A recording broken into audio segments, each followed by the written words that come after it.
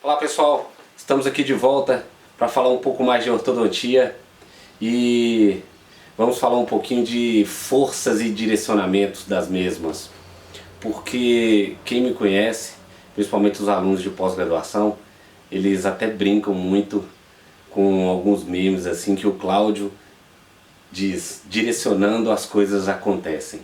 No nosso curso do Sistema Equalize é da mesma forma. A parte mais importante é sobre a questão da direção da força e não a quantidade o qual você vai conseguir grandes movimentos. O direcionamento de forças ditas biológicas, você, quando aprende a direcionar corretamente, aprende a prescrever, como dizia nosso querido Marcotte, prescrição. Só trabalhamos com força da ortodontia. Quando nós aprendemos a ortodontia e tem aquela frase que diz forças leves e contínuas, desde que trabalhemos com essa biologia dessas forças, essas forças biológicas, você tem que saber adequá-las para gerar momentos corretos, principalmente para grandes movimentos. Então, pouco se vê falando desse remédio tão importante na ortodontia, que é a prescrição do único e exclusivo remédio para todo tipo de maloclusão, chamado força. Quando bem direcionada, conseguimos grandes movimentos. A maior parte dos momentos aonde eu paro para falar um pouquinho de ortodontia, geralmente são para casos mais complexos. Então, quando eu digo direcionamento de forças, é para casos mais complexos. Quais casos são esses? Casos onde se requer movimentos maiores no sentido vertical e anteroposterior ou horizontal, como queiram. Casos de padrão 2 ou classe 2, casos de padrão 3 mandibular, casos de sobremordida profunda, principalmente, trespasse vertical acentuado ou aumentado. Você precisa de direcionar principalmente com o advento da ancoragem esquelética e com os brackets de baixo atrito, que na nossa concepção do Sistema Equalize são mais biológicos.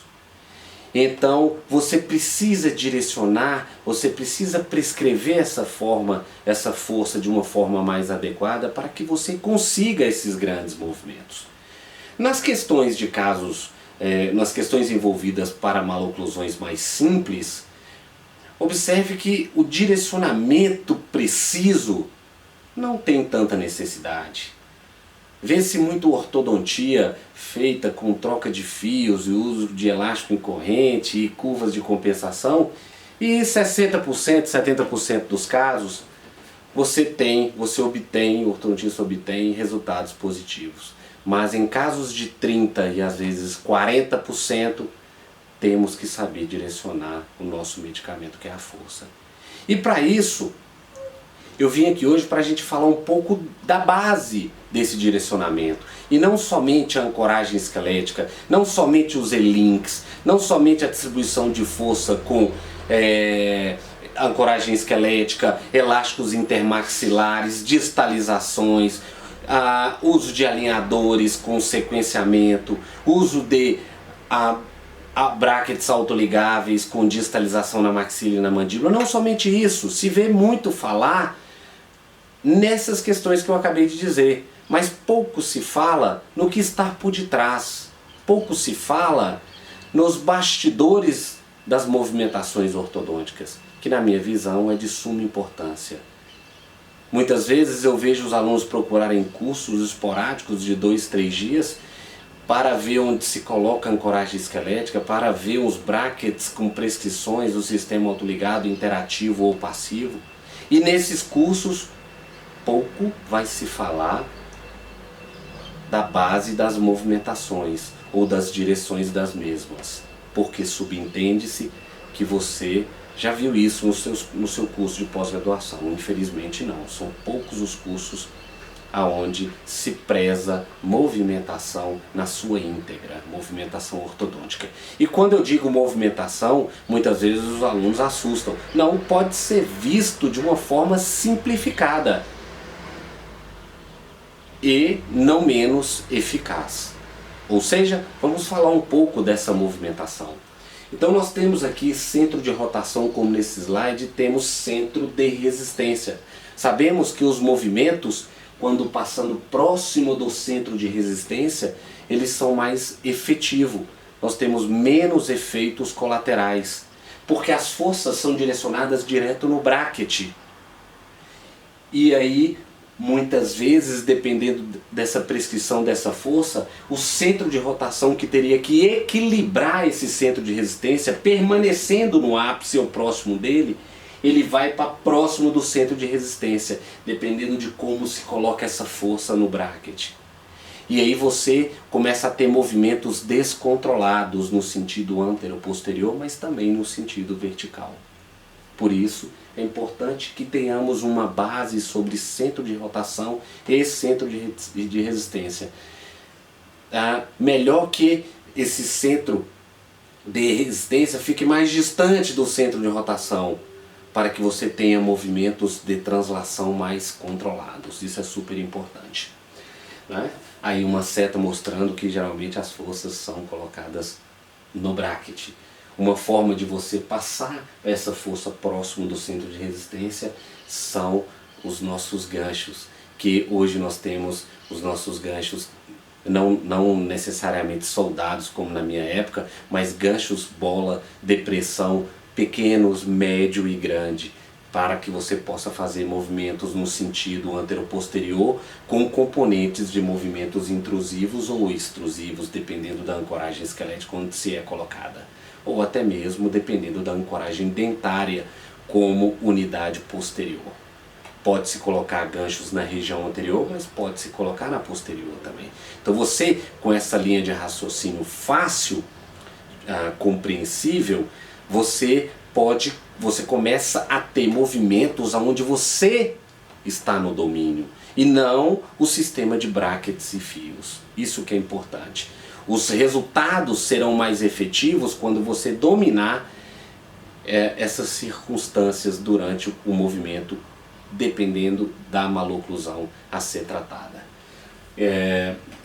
Então, os movimentos podem ser controlados ou os movimentos podem ser descontrolados, com mais efeitos colaterais.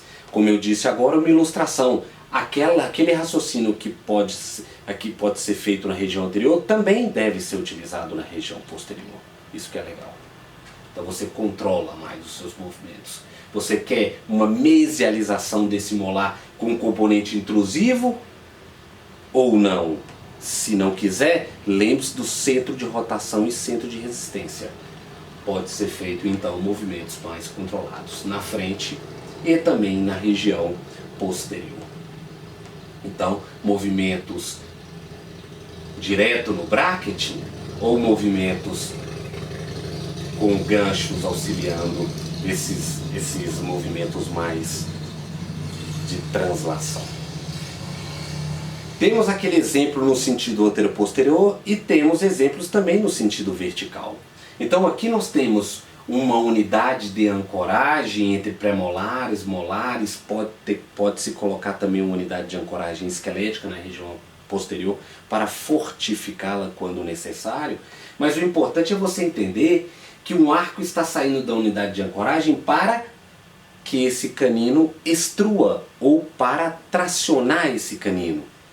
E com isso nós não colocamos um fio passando por todos os dentes, pelo pré-molar, pelo canino, para que não haja efeito colateral ao extruir ou tracionar esse canino que está em infraoclusão.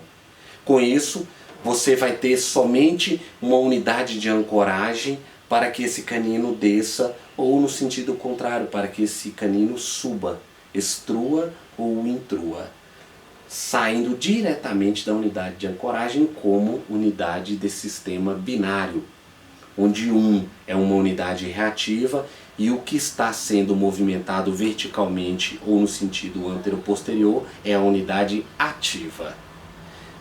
toda vez que se trabalha com dois corpos, você colhe menos efeitos colaterais.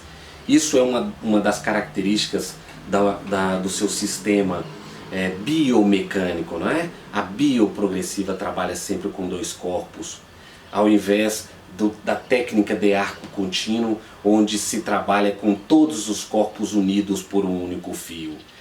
Quando se tem todos os corpos unidos por um único arco, então fica mais difícil de você pensar quem está movimentando para cima ou para baixo, é a região posterior ou anterior. Quem está movimentando no sentido antero-posterior é a unidade ativa ou a unidade reativa. Numa técnica de arco contínuo fica mais complexo você raciocinar dessa forma. Sempre que possível, mesmo que você trabalhe com arco contínuo, de molar a molar, pense de uma forma segmentada, com dois corpos. Será que essa unidade posterior vai suportar o movimento anterior? Qual o movimento anterior vai ser utilizado? O movimento intrusivo ou o movimento extrusivo? Vai ser combinado com o movimento de classe 2 e de classe 3? Sim ou não? Aí você pergunta para a sua unidade de ancoragem: você suporta esse tipo de movimento? E ela vai lhe responder num segmento binário: sim, eu suporto. Não, eu não suporto. Então vamos fortificar minha unidade de ancoragem com segundos molares, com unidade de ancoragem como barra transpalatina, ou a forma mais utilizada hoje em dia, a unidade de ancoragem esquelética, seja com mini parafuso ortodôntico, seja com mini placas. Então isso é super importante, você pensar dessa forma antes de você querer direcionar a força. Por isso, os tratamentos que são realizados mais rápidos são tratamentos onde o pensamento, a filosofia segmentada e a forma de direcionar essa força também segmentado. Nós vemos muito hoje nesses posts, vendo muito hoje nesses cursos, onde as forças são entre dois corpos. Seja utilizando alinhadores, seja utilizando brackets do sistema autoligante, seja utilizando brackets convencionais, sempre que possível, volto a dizer, mesmo utilizando um arco contínuo, trabalhe com direcionamento de força entre dois corpos, onde um corpo é a unidade de ancoragem e o outro corpo é a unidade ativa. Resumindo, pode-se trabalhar e deve-se hoje em dia, para se ter um fluxo maior de atendimento, deve-se trabalhar com o arco contínuo. Mas a filosofia, a forma de visionar e a forma de executar, que seja em dois corpos. Isso é super importante.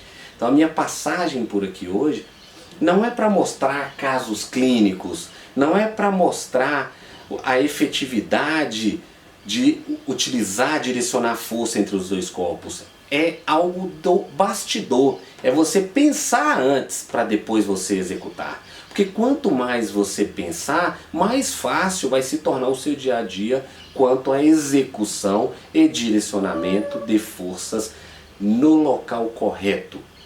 O que delonga um tratamento são os efeitos colaterais criados na técnica de arco contínuo.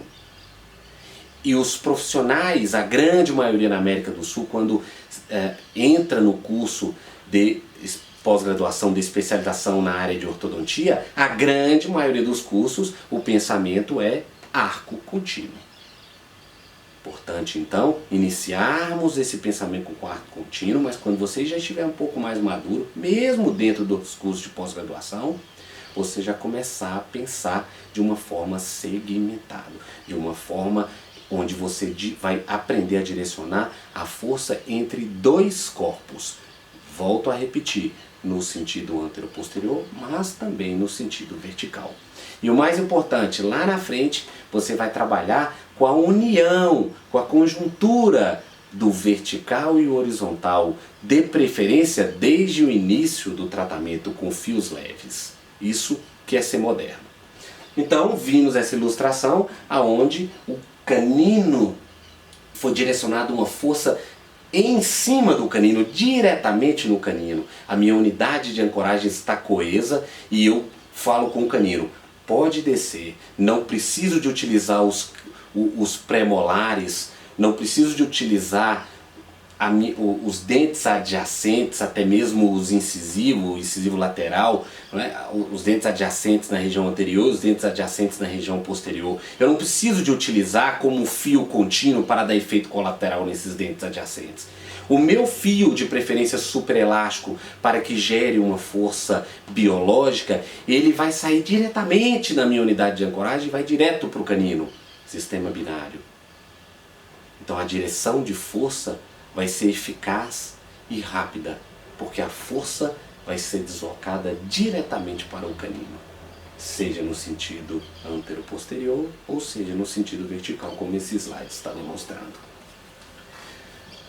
Então, nós temos uma força ativada e uma força de ativação. Olha esse caso agora no sentido antero-posterior com uma alça de retração. Observe que temos um arco contínuo no fio, no slot principal, mas no slot secundário é onde vem o meu arco de retração. Por que isso? Porque o meu fio principal vai suportar o movimento antero-posterior de retração e a minha alça vai trazer somente a região anterior. A região anterior, seja 4 incisivos, seja de canino a canino, retração 6 a 6, ela vai perguntar a região anterior para a região posterior. Você suporta o movimento de retração de 4 ou 6 dentes? Ele diz sim ou não. Se disser não, fortifica a sua unidade de ancoragem, mas o mais importante é que a direção de força está sendo diretamente na região anterior. Não passa pelos premolares. Aqui nesse caso foi extraído um premolar, mas muitos casos, principalmente hoje, face a distalização. Então não tem extração de 14 e 24 ou 34 e 44. Face a distalização, utilizando distalizadores ou mini parafusos ortodônticos ou ancoragem esquelética, face a distalização e quando abrir espaço na região anterior, você retrai de uma forma aonde você vai direcionar a força diretamente sobre a região anterior. E não colocando um elástico em corrente de molar a molar. Aí eu pergunto, está errado colocar um elástico em corrente de molar a molar? Não, não está errado, mas é uma forma pobre de se fazer uma retração que infelizmente é a forma mais utilizada na nossa ortodontia do nosso país. É uma forma onde você não controla quem está sendo movimentado durante o fechamento de espaço. Você não controla se a região posterior está vindo para frente, se a região anterior está indo para trás, e ainda assim você não controla a sobremordida profunda, você não controla o sentido vertical, porque quem está no comando é o elástico corrente, mais os brackets e também o tipo de fio ortodôntico que você está utilizando. Nessa ilustração você controla, a sua alça está saindo da unidade de ancoragem, sendo direcionada a força de uma forma segmentada para a região anterior e eu faço a retração. Então, você tem que fazer o scanner, você tem que saber separar qual é o seu caso